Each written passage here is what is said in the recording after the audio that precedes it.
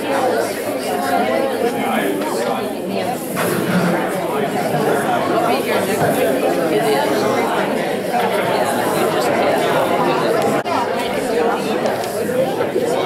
morning, everyone. Well, we had another weather blip this week, didn't we? I'm Joanne Bundy, and the Planning Committee joins me in welcoming you all to the bucket courses. If you will silence your cell phone and turn on the T-coil, I have a couple of announcements for you this morning. First of all, you see these blue sheets of paper at your place. That is an opportunity for you to give us some feedback about not only this bucket course, but the bucket courses in general. And you just fill it. It isn't necessary. It isn't required that you fill it out, but it's your opportunity to do so if you would like to. And I want you to know the Planning Committee pays a lot of attention to what you have to say in your comments.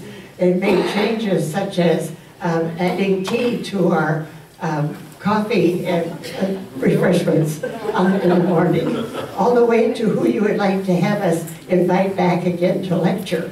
So we pay attention to them, and when you finish with it, put them on the table in the hallway.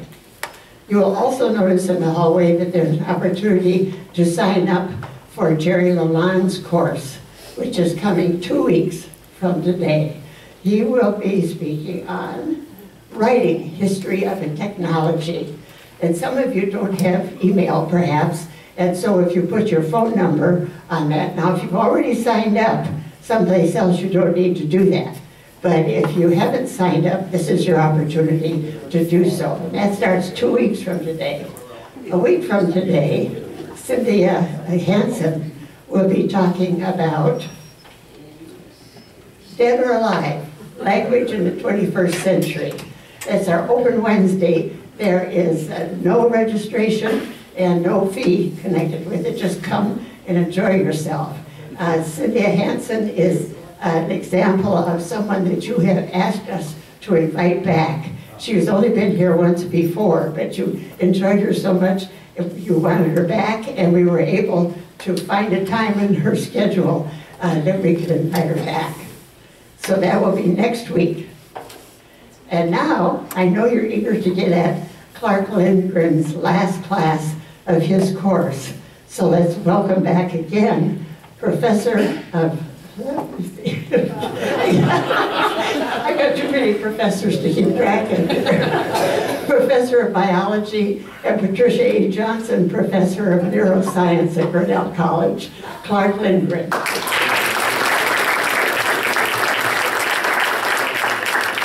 Thank you. I'm going to, if you don't mind, start a sign-up sheet. And it's to, if you're interested in getting on the mailing list for the Grinnell College's Liberal Arts in Prison program, and there's a newsletter that comes out by email, I don't know, a few times a year. And I'm going to be talking about it later on, so I thought just to save time, I'd start this around, and you're welcome to sign up. I guess you have pens there. Won't cost anything to sign up. But you get to hear some of the progress about what's happening right here in Iowa. So today, actually I have kind of an ambitious agenda. What I want to do is talk about environmental influences on the brain, and particularly how that relates to criminal behavior. And then I also want in the second half sort of shift gears a little bit and talk about some of the strategies and things that we can take from everything we've heard about to improve outcomes in the criminal population. Okay. So first of all, the first environmental complication that you might have experienced is your birth. So how many people had a complicated birth that you know of? So this could be your mother had preeclampsia, had a delayed labor, forceps was used to deliver. Raise your hand. I certainly did. Okay, so if you don't remember, so this would have been, somebody went ahead and tell you this. If you had a complicated birth, if you had any complications that occurred during the process of birthing, that puts you at increased risk for developing criminal behavior later on as an adult. However, an interesting feature is that it ties in, it also is related very much to the kind of upbringing you had. So I want to tell you about a study that was performed in Copenhagen, where 4,269 live births were recorded at the Rigshospitalet Hospital in Copenhagen. And what was looked at in hospital records were indications of any sort of birth complications, umbilical prolapse, anything that would have sort of made the birth more difficult than normal. And so that was assessed from the hospital records by an obstetrician and midwives who looked over the hospital record. What they also did is a year after birth, social workers visited the mothers and tried to assess whether there had been maternal rejection, which I have in quotes, which was kind of a catch-all phrase that described, they tried to get some indication of whether there had been a good mother-child bond that had formed. And so they asked questions like, did you want this pregnancy? Did you try to have an abortion? If at any time during the first year of life was the child put in an institution for longer than 4 months?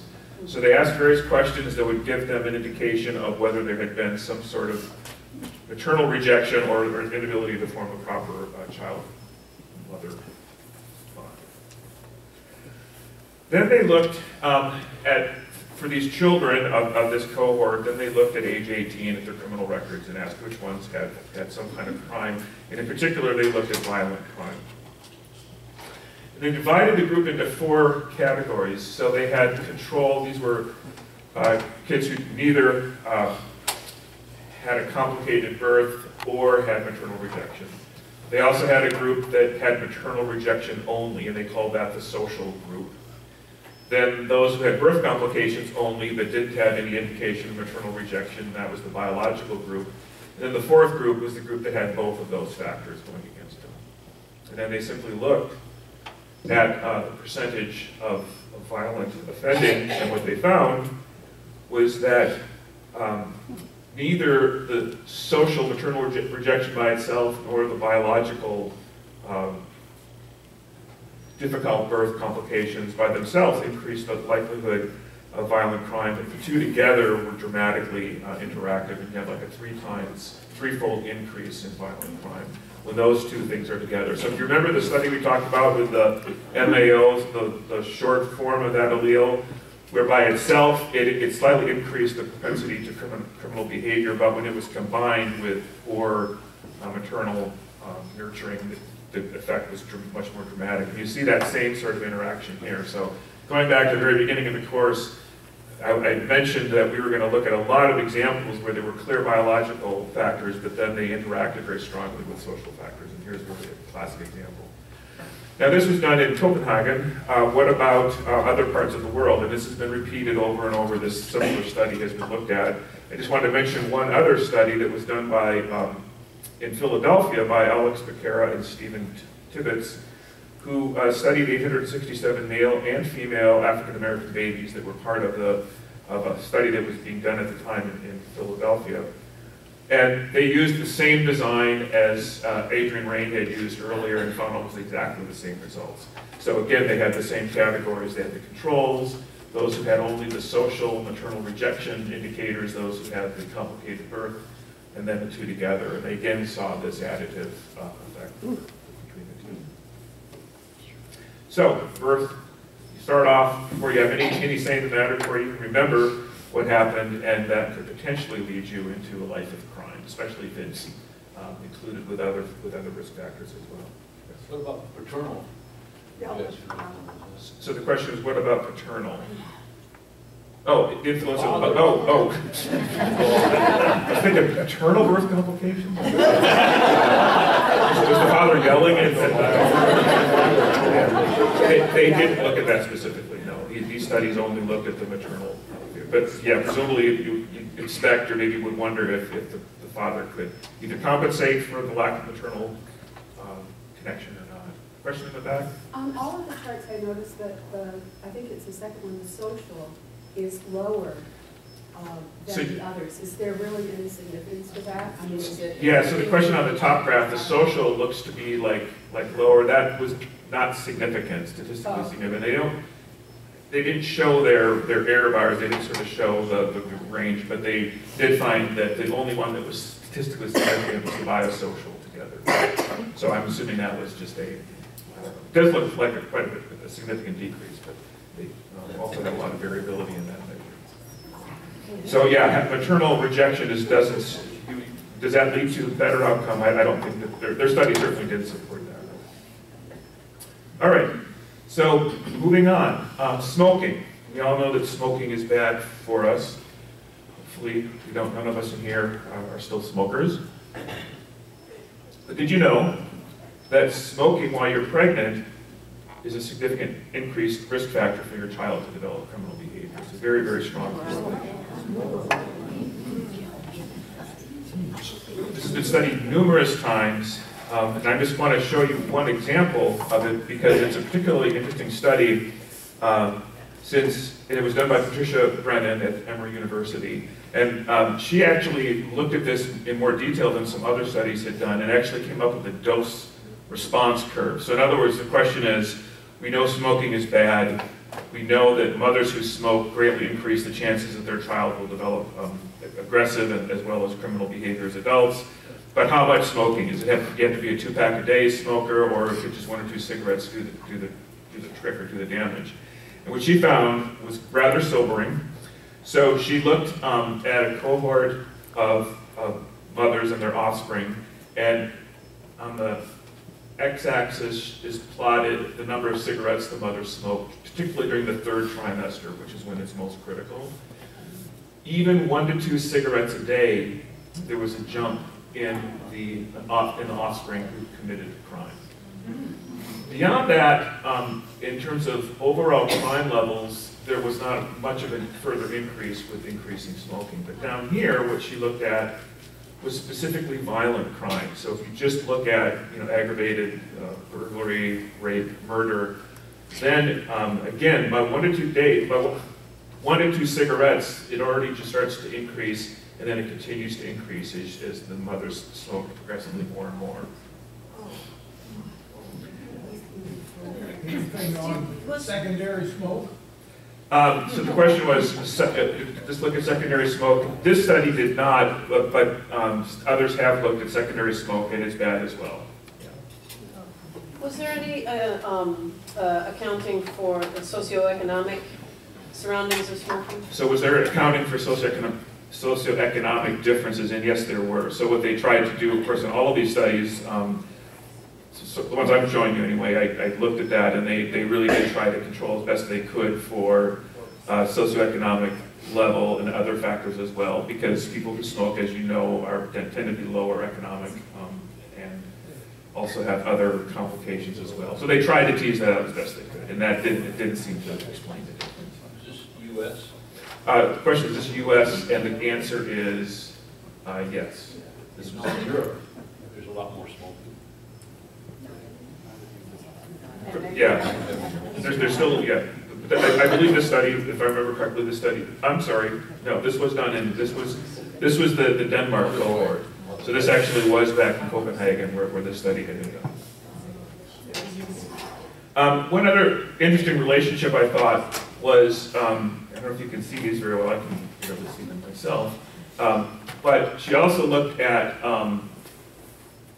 violent crime in 2 different circumstances. One, where there also were either minimal or high birth complications, and again found kind of an interesting interactive effect where birth complications along with smoking had a much greater effect on the likelihood of violent crime compared to those that had low birth complications. So here we see an example of 2 biological factors that are interacting to increase the likelihood of crime.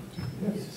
If the woman is smoking while she's pregnant, more than likely she's going to continue to smoke after the pregnancy. So how did she determine that it was only the smoking during pregnancy? So the question is, did she determine whether the effect was simply during smoking or afterwards? And this study did not look at that.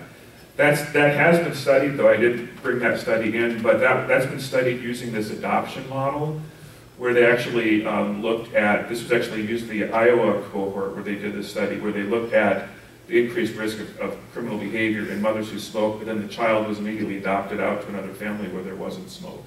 So other than, so maybe, early first few months of life they were exposed to smoke, but they did sort of narrow it down to specifically smoking during pregnancy, and so actually the maternal smoking seemed to be the risk factor. Is there a control on that so we know how many normal people would have violent times compared to the smokers? Oh, so the question is, what do normals look like? And those are on here, so those are actually 0. Or by normals, you mean non-smokers, right? Yeah, so that's the first column here. So we're looking at that all. So then this is 1 to 2. Sorry, this figure didn't reproduce very well. But so then it starts increasing from there. Yes. Okay, so what about the brains and effects potentially on the brains of infants, children who are born and have mothers who smoke?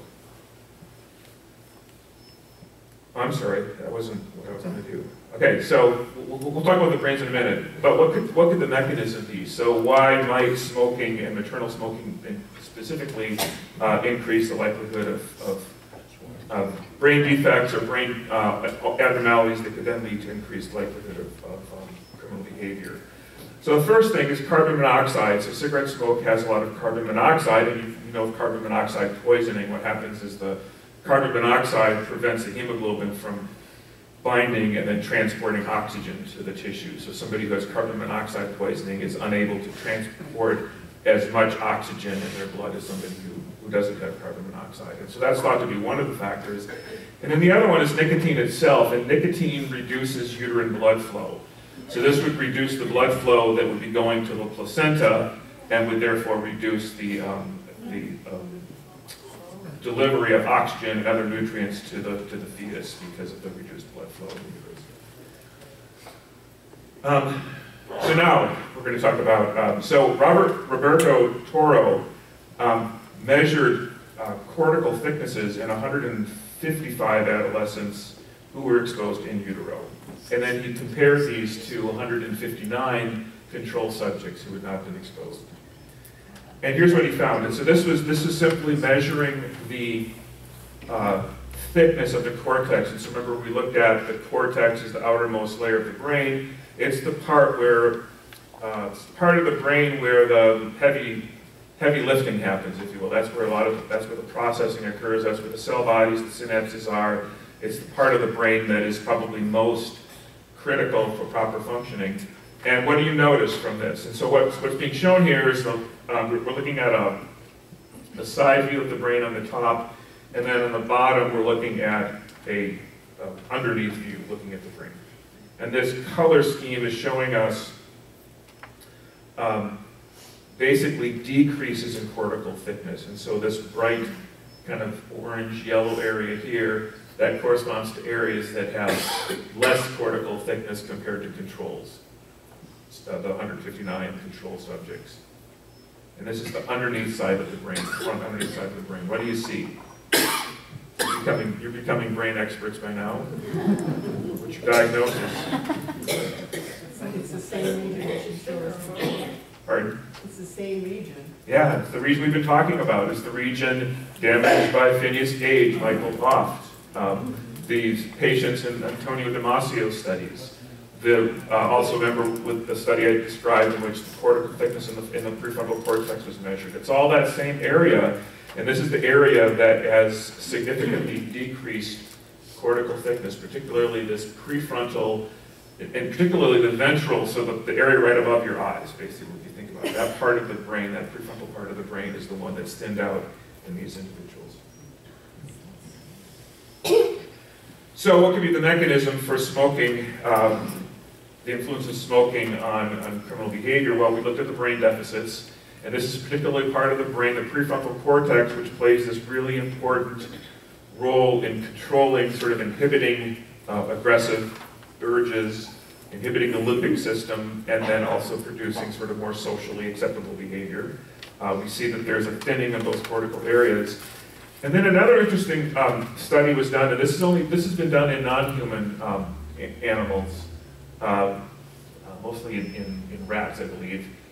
Various animal studies have shown that nicotine, specifically, will decrease the noradrenergic neurotransmitter system. So noradrenaline or norepinephrine is one of the really key neurotransmitters in your brain, and in particular this one is responsible for the sympathetic autonomic arousal response that we talked about last week.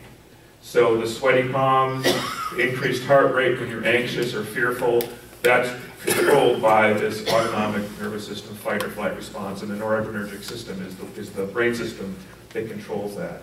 So exposure to smoke could have a double whammy effect. So it could actually be not only reducing the size of the prefrontal cortex, but also interfering with the autonomic response. And so those individuals would have reduced autonomic response if this carries over into humans, and as a result they would have reduced fear conditioning. And so they would also have that going against them. Okay? Yet, 25% of women in the US still smoke while pregnant. This is actually a few years old. Make that bold. Okay. So there's a problem and there's a potential solution there. So I'll just let you think about that. But there are still a significant number of people in the United States who are putting their children at risk for increased criminal behavior. Okay. Let's move on.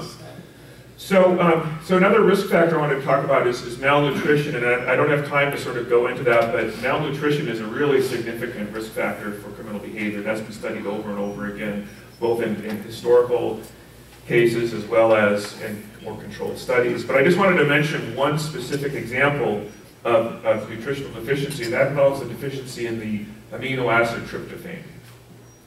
So tryptophan is one of 8 amino acids that are the essential amino acids, you know that. You have to have those 8 in your diet or you'll develop some severe malnutrition. If you eat meat, you will have all 8 of those in your diet. So meat is considered a complete protein. There are a few plant materials that are also complete proteins, but as you can see here, there are certain common foods like corn, for example, other grains, that only have 6 of the essential 8 amino acids, lacking tryptophan and lysine. Beans and other legumes have 7 of the 8. And the interesting kind of cool thing is that those overlap. And so if you're eating those, if you're getting your sources of protein from those 2 things, you will actually get a complete diet. And so throughout the world, it's not an accident that you eat your bean tortillas and corn tortillas and these various types of food that people have come to eat and like actually sort of are nicely balanced and make sure that they get all 8 essential amino acids. But this one in particular, tryptophan, that one amino acid has been shown over and over and over again to be linked to aggressive behavior. So people who are lacking in just that one amino acid have a high level of reactive aggression. That's thought to be due to the fact that tryptophan is a precursor to the neurotransmitter serotonin. And so if you like looking at chemical structures, this is the chemical structure of the amino acid tryptophan, and in just 2 steps, it gets converted to serotonin. And serotonin is another neurotransmitter that is widespread and plays really critical roles in controlling behavior. So James York, who's at the University of Texas, Houston Medical Center, decided to, in a laboratory test, actually ask whether it would be possible to observe this effect of tryptophan depletion in aggressive behavior. And so what he did was he measured aggression in his subjects using the point subtraction aggression paradigm, which is really similar to one I showed you earlier. Remember the hot sauce? And where the subjects were in a fictitious game, the subjects had realized that the partner wasn't real, but was being manipulated by the experimenters. But the partner stole money from the subject, and then the subject retaliated by delivering hot sauce to the fictitious partner. Well, in this case, it's kind of the same idea. They're playing a similar sort of game, but now what happens is, again, the fictitious partner steals money or takes money from the subject, and then the subject can retaliate by taking money from the from the partner. But it costs money to punish, and so this is not just saying, oh, I'm going to punish them, but it's actually reducing real money in order to take money away from the subjects. So it's seen as a proxy, at least something you can do in the laboratory, that gives an indication of how reactively aggressive somebody might be. How pissed off do you get, and then what do you do when somebody takes money from you, and how aggressive are you? And so, so subjects were given they were all food deprived, so they couldn't eat for 24 hours prior to the study, so they were all hungry. Some of them were in that control group. Some of his subjects were given an amino acid drink, which either contained tryptophan or one that didn't contain tryptophan. So that was the only difference. So you had 3 groups: control group, a group that was drinking an amino acid cocktail with tryptophan, and one that didn't have tryptophan. And then what he did is he measured their reactive aggression. And so what's being shown here is, so basically this aggressive responses, and so he calculated how extreme the aggressive responses were in these 3 different groups. The first recordings are done under baseline conditions before they had done anything, had any of the treatments given to them. And this is 1 hour, 3 hours, and 5 hours after receiving the amino acid drink, which either contained tryptophan or didn't contain tryptophan. And then finally, at 6 hours, the response that was triggered by an increased provocation. And so this was a really important control to show that, so what were the results? Well, the black, the circles are the controls. So these subjects never changed their degree of aggressiveness during the trial. So pretty much just remained flat. The black squares are the subjects who were given the amino acid drink with tryptophan, and they don't look too much different from the controls. And interestingly, both of these did increase their responses when there was an increased aggression. And that's important because it showed they weren't just they didn't just care, they still could get provoked to be aggressive if you just ratcheted up the degree of provocation. And so really what we're looking at is kind of a threshold. What will it take to get you to be aggressive? And these people, these individuals, had a much higher threshold than these. These were the ones who were tryptophan deprived. And this is acute. So this was within hours of being deprived of tryptophan, you could detect increases in their reactive aggression. Okay. What about the brains of individuals? And so Katja Rubia did an experiment where she did exactly the same sort of manipulation, but now in this case what she did is she performed functional magnetic resonance imaging while the subjects were performing a go, no-go task. And then she again had her subjects treated exactly the same way. Some of the subjects were controls.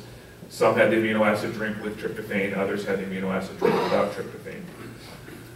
And then she had them in a functional magnetic resonance imaging scanner. And so they're laying in the tube, and they have 2 buttons, one in their left hand and one in their right hand that they can press. And then an image is projected right over their head. So you imagine you're laying here and you got these 2 things you can press. And if you see a left arrow, the subjects are instructed to push their left button. If the arrow points to the right, they're instructed to push the right button. And then when the arrow goes up, they're not supposed to do anything. And so that's where the go, no-go comes from. And this is a test. It's done fast, by the way, so you don't have a lot of time to think about it. And so it's been shown, this paradigm has been shown to be a really good indicator of how well people are able to inhibit their behavior. So this is coming really fast. You're going left, right, left, right, and then no-go, and you have to stop doing it. And there have been a lot of studies that have supported the idea that people, for example, who are tryptophan deprived, don't do the no-go thing as well. They don't inhibit their responses as well as people who are normal, as well as various other manipulations that people have looked at. But the difference in this study is she did that while they were in a scanner. And so now she was able to look at their brains and figure out what parts of the brain were not responding as well in the subjects who had the tryptophan depletion. And once again, I just want to highlight this area. So once again, sort of the prefrontal, this is sort of a lateral prefrontal ventral cortex is one of the areas that showed up as having reduced function in these individuals who had the tryptophan depletion. So just acute tryptophan depletion while they're carrying out this task reduced this activity. She also found some other areas that were a little bit more posterior as well that were also had reduced function in the tryptophan depleted subjects as opposed to the normals. Okay. So tryptophan deficiency reduced, particularly again this orbitofrontal inferior prefrontal activation during the no-go, specifically during the no-go condition. So that was, she specifically looked at it when they were supposed to not push the buttons and found that they just didn't have as much activation of that brain area, which would normally inhibit responses. Again, going back to this idea, this was acute. So your breakfast really is important. Eating a good breakfast could make the difference between whether you snap at your boss or not. And in a slightly more serious note, this is shown over and over again, providing breakfasts to children who come from homes where they don't have adequate breakfasts makes a difference during that class period. So the kids who get a good breakfast versus the ones who don't are going to be more able to control their responses and potentially have less acting out. Can a child whose mother consumed alcohol during the pregnancy end up with a tryptophan deficiency? And the more general question is, when you put up smoking affecting the child, I thought of alcohol and whether that, related question, does that affect the prefrontal cortex as well? I've seen cases and they come in and say, hey, I've got fetal alcohol syndrome and I'm not as responsible for my behavior as somebody who doesn't. Maybe you're getting into the alcohol. So the question is alcohol. I feel bad now. It's on the editing floor. So that was one of the things I was going to talk about. I had sort of slides and I didn't think I'd have time. But it's a huge factor. And yes, it has been. It's not been linked as clearly to prefrontal cortex functions. But alcohol is a serious risk factor as well. And maternal alcohol is as well. Sort of messes up the brain in general? It does. Yeah, as I recall, so the brain effects of alcohol are a little bit more diffuse. They're not quite as specific as like this case of tryptophan depletion. And probably the reason for that is when you're depleting tryptophan, you're basically inhibiting the ability of the brain to make an entire neurotransmitter that's sort of allowing the function of a particular brain region. Whereas in the case of alcohol, the effects are more general. But I don't have it with me, but I could show you some awful pictures of kids whose brains, particularly if they were born with fetal alcohol syndrome, which is a really extreme case where there's even these really very specific cranial features that kids have that have fetal alcohol syndrome, and they have really severe behavioral problems. But then you can also look at just fetal alcohol effects as well, and it's kind of the same story. Did the studies show that they are predisposed to crime? So the studies show that kids whose mothers smoke are predisposed to crime, yes. What are you pointing to? What about drugs? Some of the drugs that people are taking, like meth and so on.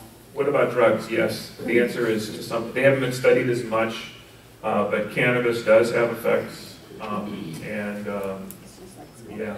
So one of the problems with looking at drugs, illegal drugs, is it's much harder to sort of do your study and figure out what people are actually doing.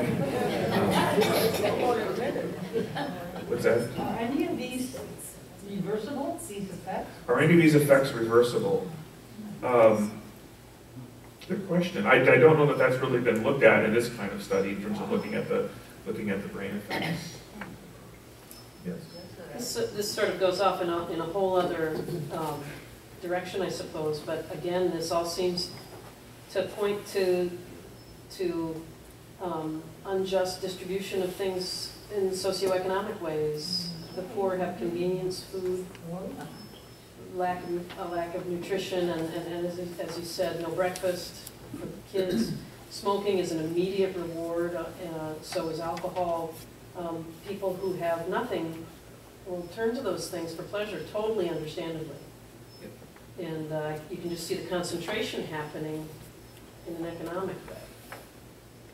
I don't know how to rephrase that question quickly, but the point is, yes, I mean, we're looking at a reflection in the brains of kids that is something we've known about for a long time, that simply if you're born without a lot of money and you're in a family that has a less advantageous socioeconomic background, you're going to be more likely to have a life of crime.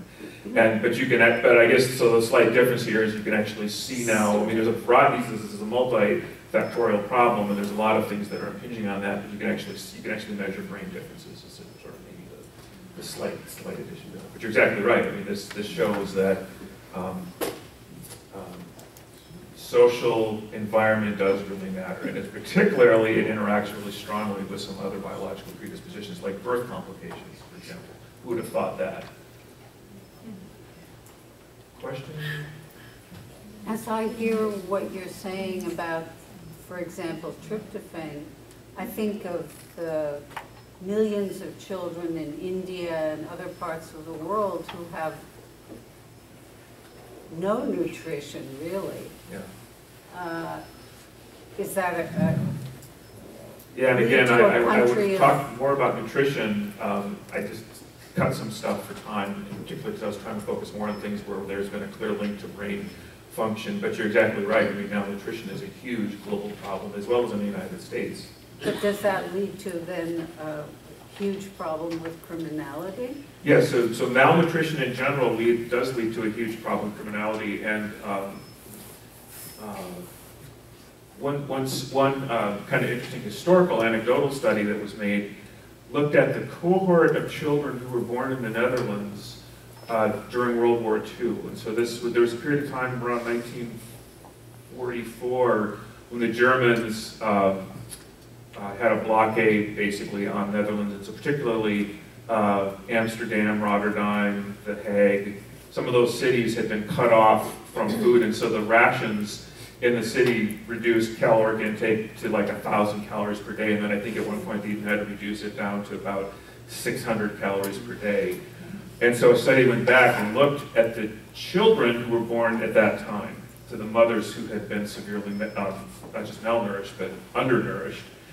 And they were able to look at the data because 18 years later, those guys all were had to go into the military, and so they had a military physical, and one of the aspects of that was a psychiatric examination, and so specifically looked at antisocial personality disorder and psychopathy. And they found a huge spike, and specifically tracked with the cities where those mothers had been. And because there are other parts of the Netherlands, like northern Netherlands, and other parts that hadn't had quite as much of extreme effects. And so that's like a big, kind of a global study looking at the effect of just simply undernourishment in terms of its later effects, 18 years later on those kids, in terms of the kids who were born at that time. So your answer is, yeah, looking at it worldwide, hunger does really make a difference in terms of what you're going to be seeing, not just in the immediate effects of hunger, but then 18, 20, 25 years down the road when those kids grow up. I'm really sorry about this, but I can't take any I have a question about, this would have been testing the males. This, what you're talking about in the Netherlands. They would have, what about the females? Yes, the question is males versus females, and both. So there have been other studies that have been more carefully looking at sort of the same sorts of factors, and they do affect males and females. But there is something, I guess we'll talk about this after break, but there are some interesting environmental effects that do differentially, and they tend to be worse for boys than for girls in terms of their tendency towards criminal behavior, and that's not completely understood. There's some speculative ideas about what might be going on, but a lot of these things do affect the boys more than girls. But they also will affect the girls, just not usually as much. So is this when we should do a break? Okay, so we'll take a break and... Thank you for taking your chairs, ladies and gentlemen. And now for the last half of the last class is Mark Lindgren's Criminal Brains.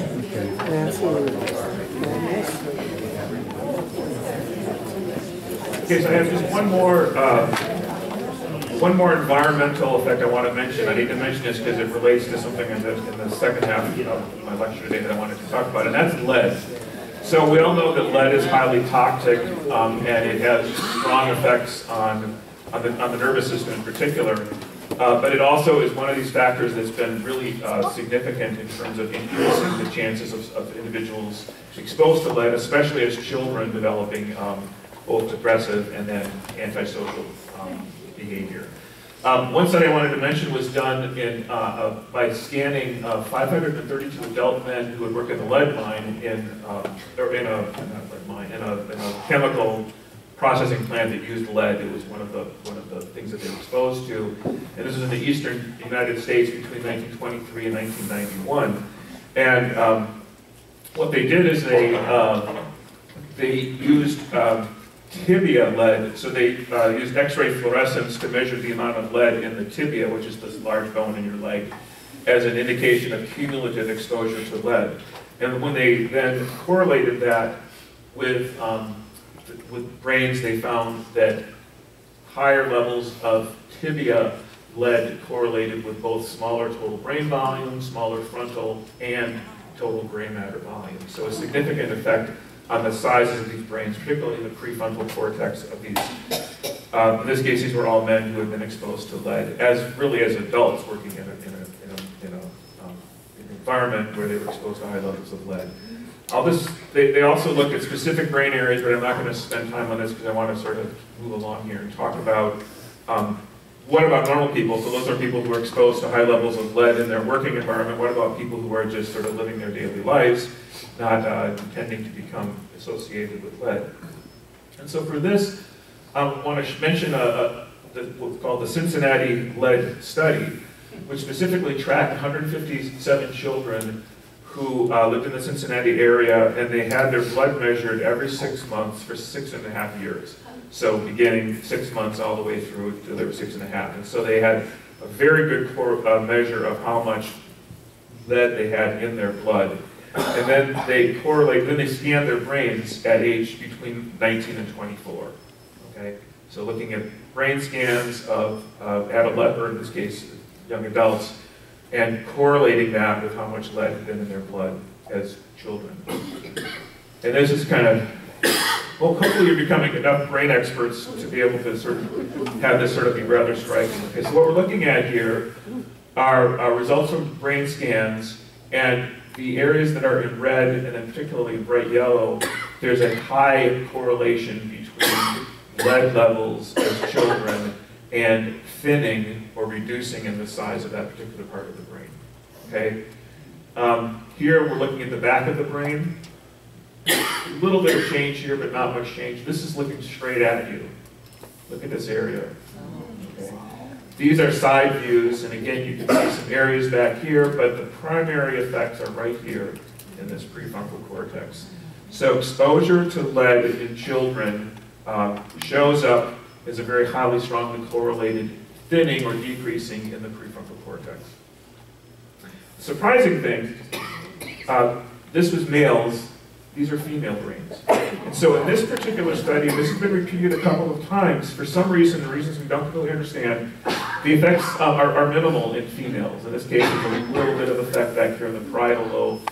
But for the most part, there really is no change in the females that were tracked compared to the males. One idea is this may be linked to the dopamine receptor gene that does sort of have slight differences between males and females. That's still being worked out. I just thought you'd find that intriguing. Okay, well, what about does exposure to lead lead to crime? And of course, it does. Going back to the Cincinnati lead study cohort, this was sort of the same group I just showed you, where they had already had data that indicated how much lead the children had been exposed to between the ages of 6 months and 6.5 years.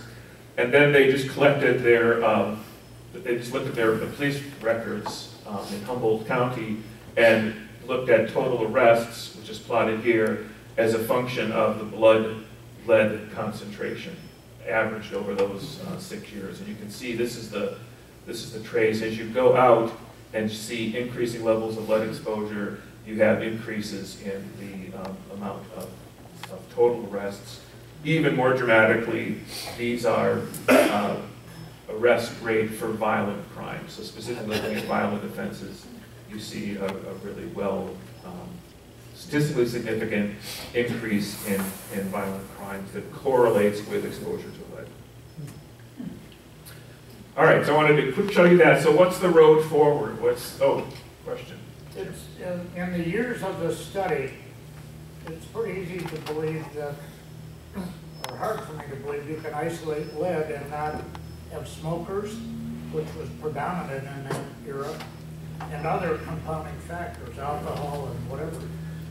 Yeah, so the confounding variables, those are the the problem all these studies face, and the investigators try to control for that. So the control group in that case, the cohort was, they tried to match us. They weren't just random people who were picked.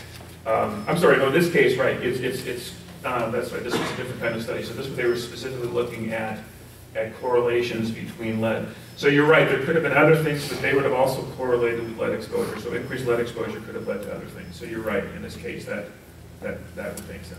So these things would compound themselves, would Yes. they not? Yes, it's all one mix, big mix, yes. Okay, I'm going to move forward. I want to get more positive here. I want to talk about some things we've learned that might actually remediate some of this problem. So the first thing is to treat crime as a public health concern, which is something that we tend not to think about. We think of crime, putting people in jail, doing other things to try to reduce the level of crime. But what about looking at it as a public health concern? And so I wanted to talk about lead as a really good example of lead. So, as you probably all know, because you were alive when this was all happening, the amounts of lead that children get exposed to, both in the atmosphere because of automobile exhaust, as well as lead paint, and also an industrial exposure, has been dramatically reduced. And so in the period of time from 1975 to 1984, the amount of atmospheric lead was reduced by 75%. So the question is, that was a huge public health effort. Can we see evidence that had beneficial effects on the crime rate? And so a really clever study was done looking at crime rates by this guy, Rick Nevin, looking at crime rates and exposure to lead. And this is a plot that this Rick Nevin came up with, looking at, and this is a little bit of a complicated plot, but what's being looked at here is a function of years. So these are years going from 1941 all the way up to the modern, roughly a few years ago. The black data is looking at gasoline lead per capita. So lead was significantly increasing during the 40s, during the 50s, 60s, and even into the 70s. There was this gradual, pretty steep rise in lead levels, primarily because of the automobiles. The red is the crime rate, and specifically violent crime. And look, it's tracking, but these two curves are shifted by 21 years. So what we're looking at is the level of lead in the gasoline 23 years before we're looking at the crime rates. That make sense? So while lead was increasing 50s, 60s, 70s, crime was also increasing in the 70s, 80s, and 90s. And then look at this steep decline here, which correlates really, really nicely with the decrease in lead in gasoline.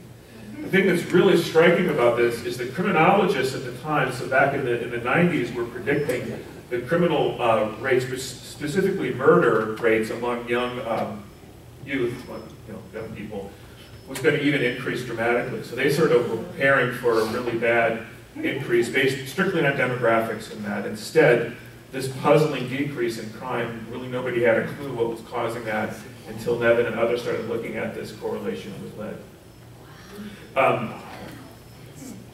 These effects, so between 1993 and 2003, there was a 77% fall in the juvenile murder rate, and then among black youths, the decline was 83%. So a dramatic decline we can see in criminal offenses that correlates with decreasing lead. Nevin looked at other countries. Is this only true in the United States? Well, no. You can see the same trend. Again, this is Britain, Canada, New Zealand, Finland.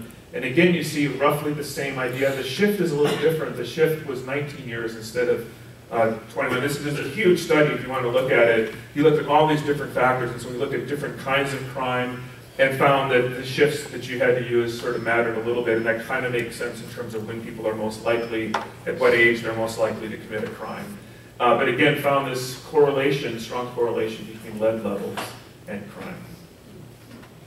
In another study by Howard Milka, Sammy Zarin, they looked at U.S. cities, and so they looked at these U.S. cities, which they picked because they have, they're very different from each other in terms of the climate, as well as various other socioeconomic factors. And they also had really good data from each of these cities in terms of atmospheric lead during these same critical periods. And they asked the same question when they looked at crime rates in these different cities, and this is what they came up with. So this is Chicago, and these are shifted these are shifted 23 years, or 21 years. So again, I think what's being plotted here is the natural logarithm of aggressive assault rates, so specifically aggravated assault, and then the red is actually looking at the natural logarithm of atmospheric lead. So in this case, they were specifically measuring atmospheric lead. Look at Chicago. Okay.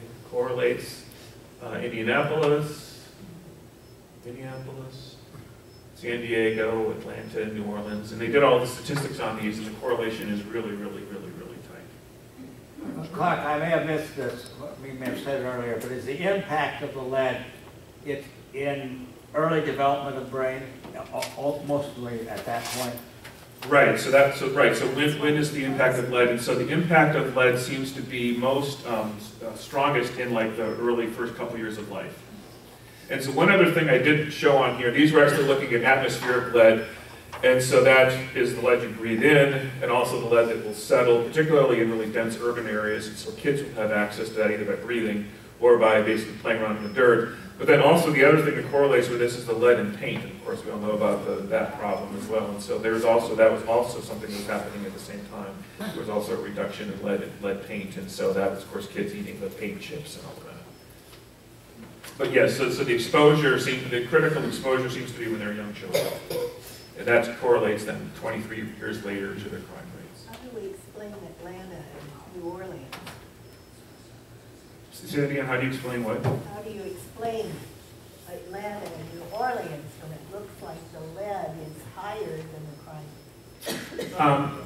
You shouldn't pay too much attention to the actual size, really it's more looking at the pattern of these. The idea is that when I forget which one of these is which. So when lead levels, so the axes are different. So the axes, this is the axis that's used to define the aggravated assault rates, and this is the axis that's used to define the lead levels. And so the important point to get from this is that when lead levels were going up, 23 years later, this is the crime rate for aggravated assault. Does that make sense? So don't pay too much attention to the differences in these, and that's just how they graphed it. The important thing more is to see the pattern and see the sharp increase here, for example, and then the corresponding changes 23 years later. So my point here is, it looks like, maybe somewhat unwittingly, but nevertheless, these important public health changes that occurred in our exposure to lead had a huge benefit in terms of the amount of crime that was produced. And so let's do the same thing. Let's do something really similar for smoking. Let's look at some of these other malnutrition. It just should be motivation to continue to make these different improvements where we know clearly they make an effect. Malnutrition makes a big difference, so does smoking. If we could have this same sort of success in terms of the public health arena, we would expect to have benefits, but they're going to be like 20 years down in the future. So convincing a politician to take that up is going to be a little bit harder. It's probably going to have to be your local group and others that will be the ones who will sort of initiate this. Okay, so public health measures. I'll just sort of leave it there because I want to talk about a few other things. Medication actually does work, and so there have been a variety of studies that have looked at the efficacy of antipsychotics, stimulants, paradoxically, especially with juveniles, antidepressants, and there have been studies that have shown measurable improvements in aggressive behavior, specifically reactive aggressive behavior. The one drug I wanted to mention, which wouldn't necessarily show up on your list if you're thinking about what drugs might be beneficial in treating, reducing aggressive behavior, are anticonvulsant drugs. And so this study, which looked at individuals who were selected because they had problems with their temper, was what they said. And they were looked at in terms of a group that was given a placebo versus groups that were given 3 different anticonvulsant drugs. And so the black is the placebo baseline, and you can see that the effect of the drug was quite significant here. These are these bars right here. And all three of the drugs seem to significantly reduce the amount of aggression that was measured. Why would an anticonvulsant drug reduce reactive aggression? Well, anticonvulsant drugs reduce the excitability of neurons, and so they're used to reduce the probability that someone will have a seizure, an epileptic seizure. And what happens there is it starts off as a little area of the brain that becomes overexcited, and then it spreads out from there. And then can ultimately, if it expands the whole brain can sort of get into a really very overactive state. So it's very possible that what these anticonvulsants are doing is, where they primarily have their effects on the limbic system, is they are reducing these little firestorms from developing in the limbic system that trigger this reactive aggression, and so they could have benefits in that regard. So for a certain subset of the population, anticonvulsants seems to be effective. Meditation. Meditation has been used, a variety of forms of meditation have been used with huge success in prison populations. Several different forms of meditation, including transcendental meditation, mindfulness-based meditation, and also the Vipassana retreats are used. They've been documented, they have huge benefits. Richard Davidson is a colleague at the University of Wisconsin, a neuroscientist who you recognize the name at all? Maybe not. He gained some notoriety a few years back when he did brain scans of Buddhist monks. He had like 16 Buddhist monks come into his lab at the University of Wisconsin. And he's individually had like over 10,000 hours of meditation, and he compared their brain function to novices, and it was like off the charts. It was amazing how much the differences in brain activity that correlated with certain types of things, particularly when the meditators were asked to demonstrate sort of compassion and loving kindness to all people, and the brain effects were striking in the Buddhist monks. But a little bit more down to earth, because we're not all going to become Buddhist monks, right? We're not going to convince the world to become Buddhist monks. But so short of that, what's possible? And so what Richard Davidson did is he teamed up, and he measured electroencephalograms, so not quite the full brain imaging, but he looked at participants who had participated in what's now becoming a pretty widespread, popular treatment that was created by John Kabat-Zinn at the University of Massachusetts, and it's an 8-week mindfulness training program in which subjects are, they participate as groups and they learn basic mindfulness meditation techniques, and then they practice every day on their own for at least an hour a day, and they do this for 8 weeks, and there's been shown it has remarkable benefits on reducing stress. And he's particularly done this in hospital populations, people who are experiencing really difficult medical problems. But what Richard Davidson did is he actually compared the participants in this program with non-participants, and the non-participants were people who wanted to be in the program but were just on a waiting list, and so tried to control for was looking at people who just wanted to do meditation versus those who didn't. These were all people who wanted to be part of the program. Only some had a chance to do it. And what he looked at was so this is like the baseline conditions, and there's really no difference between the treatment group and the control group. So this is the control group and the treatment group. And what he was looking at was a particular brain signal that indicates high activity of the left frontal cortex. So, and this was done because this is a particular pattern of brain activity which has been shown to correlate really strongly with impulse control. And so actually what was happening, I think, in this study is subjects were asked to retell a story, like the worst thing that ever happened to them or something like that. And this would normally cause negative emotions. When they looked at the subjects who had participated in the program, and this is 4 months later, so this isn't even, the effect was also true right after the program, but they had much more activation of that left prefrontal cortical area if they had participated in the training program. So evidence of brain effects of something as simple, or as complicated, depending on how you look at it, as meditation. And again, that's something that's been used in an institutional setting in various prisons with some success. Yes. It's not a question, but there's a very good documentary called Dhamma Brothers, D-H-A-M-M-A Brothers, that's available on Netflix and YouTube. and it's about this prison study. Not just the study, but actually seeing what goes on. So Dama Brothers. Dama If you want Brothers. to learn more about that. Yeah, it's really good. Low cost. It does require, some effort in terms of actually going into prisons, but it has actually shown to have great effects in reducing aggressive responses. But I want to now turn to some things that are more institutional changes. And in particular, I want to talk about Wisconsin, my home state, which in 1995, the Wisconsin legislature, who was, at that, remember going back to that curve of the United States, that was a time, the 90s was a time when crime was really growing frighteningly at a rapid rate, especially among juveniles. And so there was a lot of people concerned and trying to anticipate this. And so the Wisconsin legislature created this Mendota Juvenile Treatment Center in Madison, and it was on the campus, they put it right on the campus of the Mendota Mental Health Center. So if you can, this is Madison, this is Lake Mendota. This is the Mendota Mental Health Center, which is a large complex. And then the Juvenile Treatment Center is one of these buildings right in the middle of it. And so that was significant because they placed the Juvenile Treatment Center, prison for juveniles, right in the middle of a mental health facility. And so that allowed much greater access to the resources that you would have at a mental health facility in terms of both the professionals as well as the different other kinds of tools that were available. Now, this center was to be created for the most severely violent youth in Wisconsin. So these were the kids who were rejected from the other major youth facilities. So they had been so disruptive and aggressive that they couldn't even be treated in the other two major juvenile facilities in Wisconsin.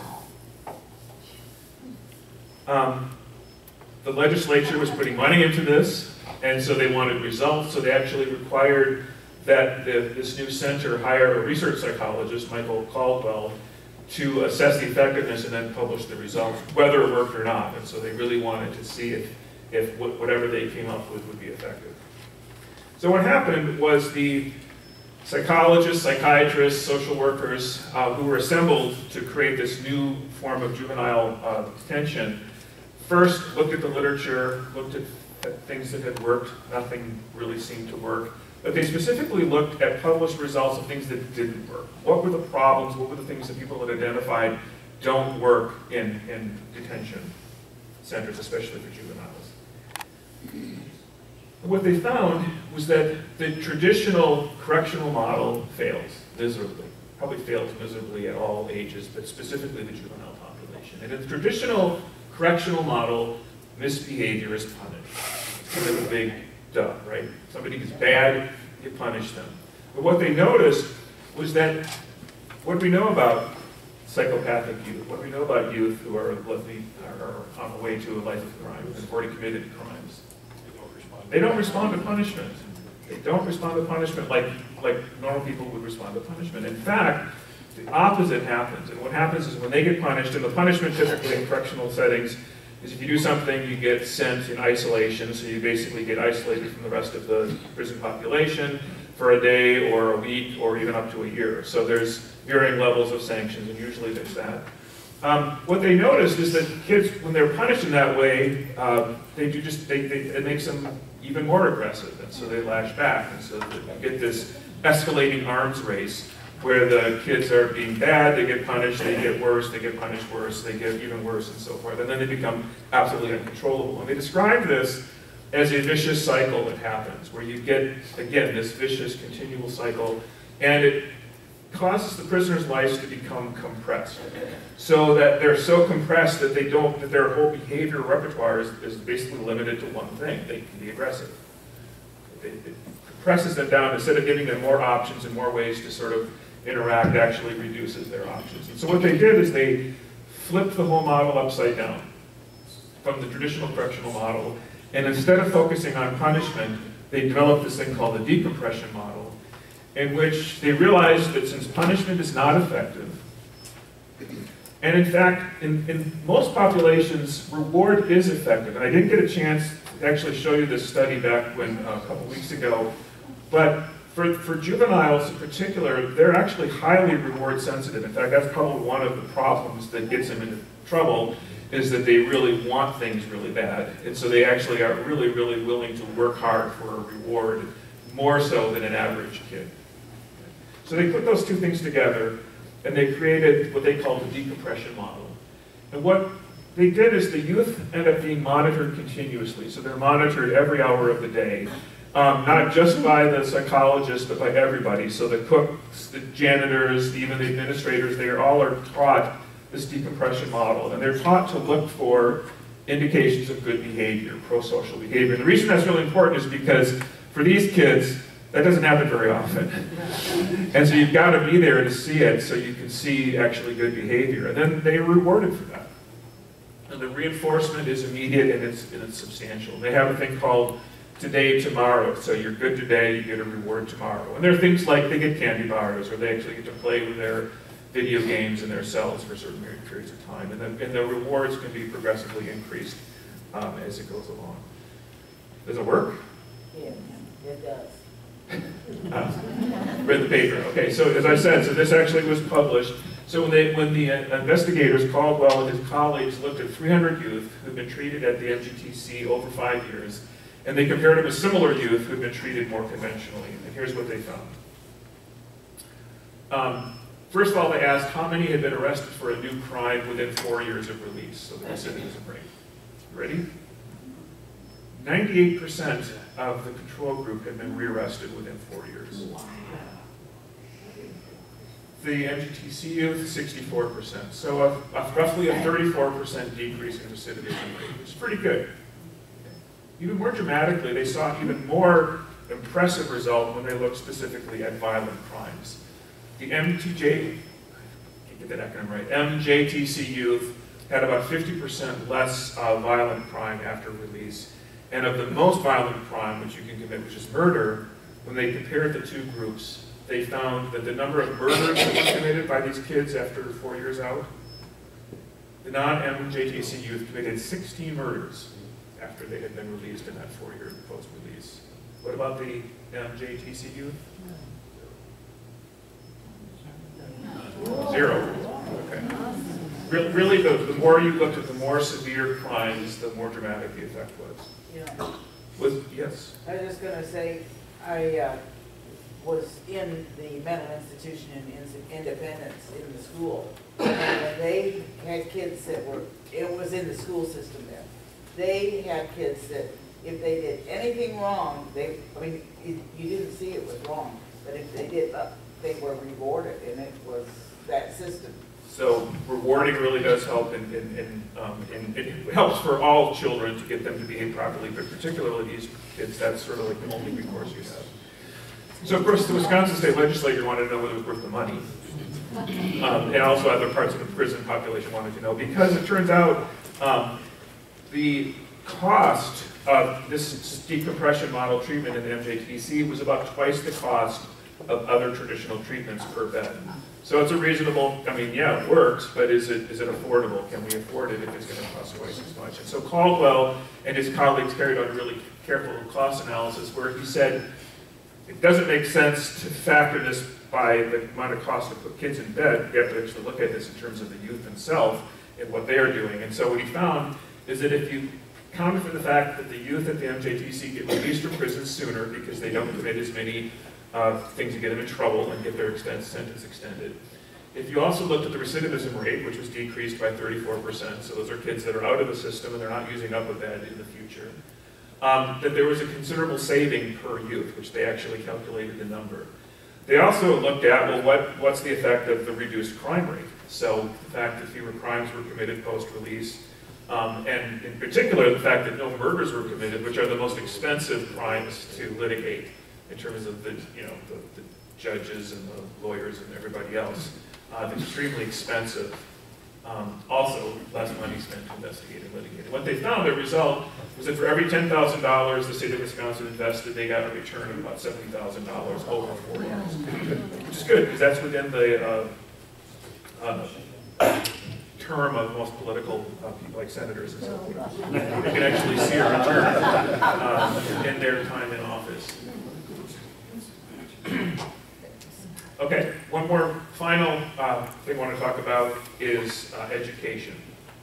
And I'm going to give you some statistics that came from a recent study that just came out this past year. There was performed by the RAND Corporation with funding from the Department of Corrections. And what they were specifically asking, the reason for the report was asking whether education made a difference in terms of reducing both the crime, but particularly in prison populations. Does education in prisons reduce the likelihood of recidivism? This has been studied a lot, and there have been some controversial studies, but they did a really comprehensive meta-analysis of numerous studies that have been done, and then using the sophisticated tools now that people have for doing these meta-analyses, which I don't really claim to fully understand, but they have pretty sophisticated ways now of taking things that have already been published and then combining those together into sort of really massive studies so that you get the benefit of having had studies that were done 30, 40, 50 times and then looking at the overall effects. So in the RAND report, they point out that roughly, right now, over 2 million adults are incarcerated in the United States.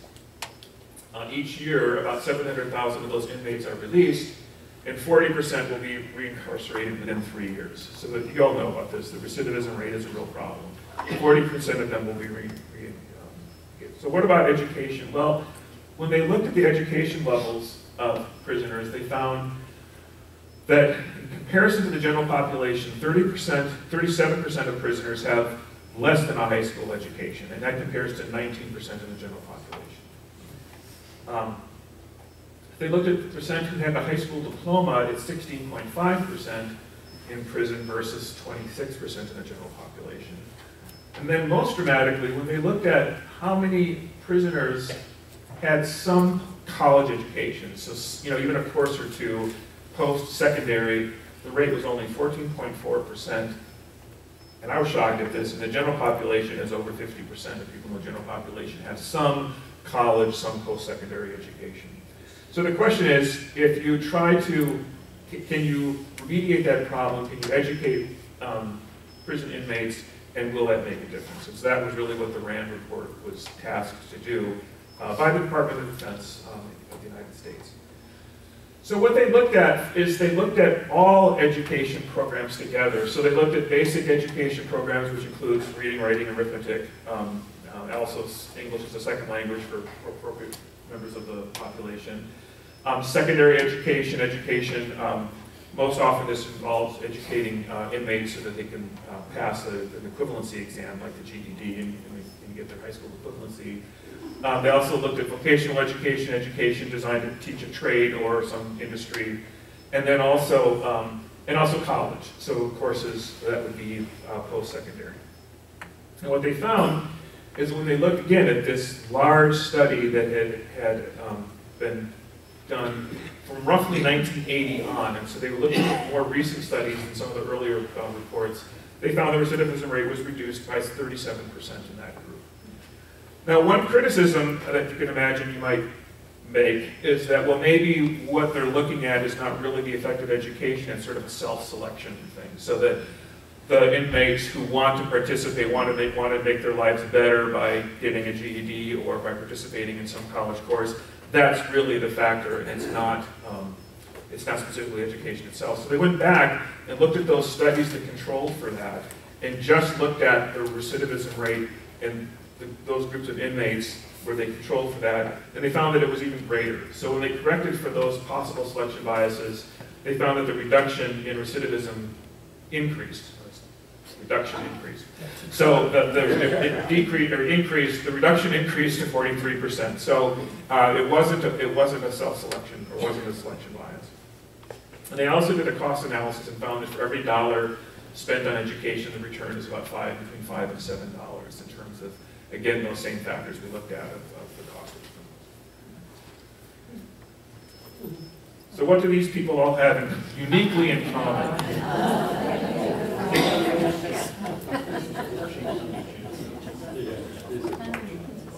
Yeah. So these are the faculty and staff who participated in Grinnell's Liberal Arts in Prison. Some of them are here. George, Sig, here. Back there. So these are the people who have been contributing to our Liberal Arts in Prison program that comes out of Grinnell College. Just a really quick history of this program. It began in 2003 with basically a creative writing workshop that the late Professor Howard Burkle started. It expanded really quickly after that as primarily a student-led program and continues as one of the largest student social justice activities that the college is engaged in, where students go in and teach inmates courses on whatever the students find particularly interesting. And then in the spring of 2009, the college started a four-credit pilot program, and George Drake taught the first course in spring of 2009, or one of the people who taught one of the first courses. In 2011, we actually began our first year of college program, which takes place at the Newton Correctional Facility, which is a medium security prison, about 950 men. Grinnell offers both the first year of college program. It also offers math tutoring and also very student-taught courses. Whoops. Nearly 1 in 10 men at the Newton prison participate in a Grinnell taught course. So we have a big impact on the prison. Our future goals and our dreams, maybe these are dreams more than goals, what we would like to do is expand. So we would like to increase this to institutions outside of the Newton Correctional Facility. There's a variety of ways we have thinking about doing that. We also would like to get our own classroom space. Right now we share space, and that actually creates problems for us sometimes in scheduling when our classes are taught. It creates headaches. We would like to have our own space, and there's actually some ways we're looking at possibly doing that. Expenses, the tuition for this is waived. I don't know, I mean, so the college does not charge tuition for the credits that we give the students that participate in the program. They also pay the coordinator's salary, Emily Gunther. The rest of the operating expenses are paid by donations and grants. And so if you are so motivated or would like to look at that some more, I brought some brochures that I'm happy to pass out. Emily gave me these to give you guys. So if you'd like to see something that's being done locally and like to become involved in some way, let one of us know. And with that, I'll stop. And thank you very much for...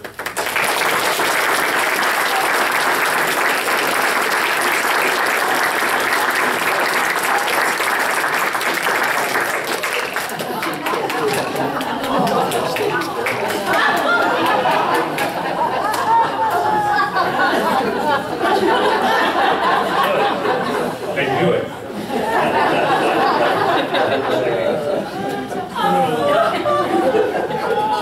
I don't know.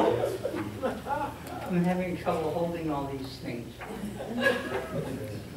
These people got together and they thought you might want to pack some heat in case there's someone you wanted to blow away. So they bought you this gun and they've signed it. It's all signed. Thank you. We hope you find it useful.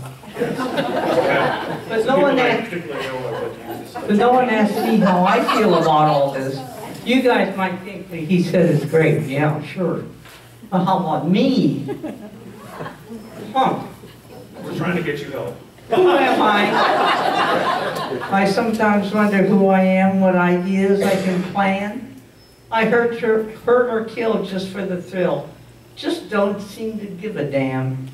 My MAOA is so low I bristle with aggression. The dopamine they pour in me just don't make no impression.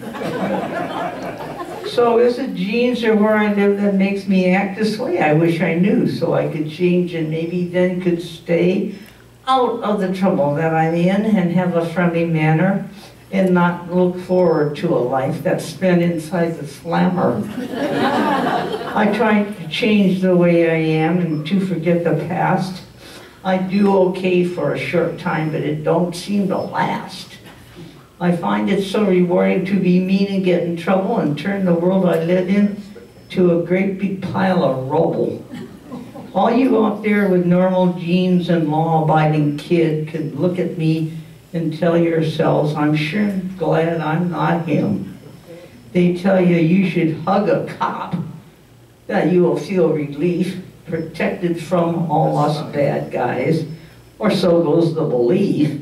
But maybe there is something that you people are good for. Give me a hug. If that don't work, be sure to lock your door.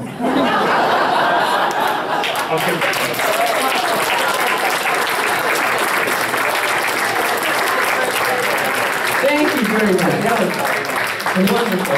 Thank you very much for your attention and your good, excellent questions and your comments. Yes, thank you indeed, Clark, and thank you, Nisha.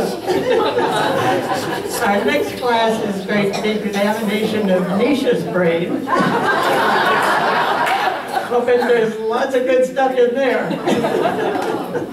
Well, we will see you all next week for Cynthia Hansen's Open Wednesday lecture.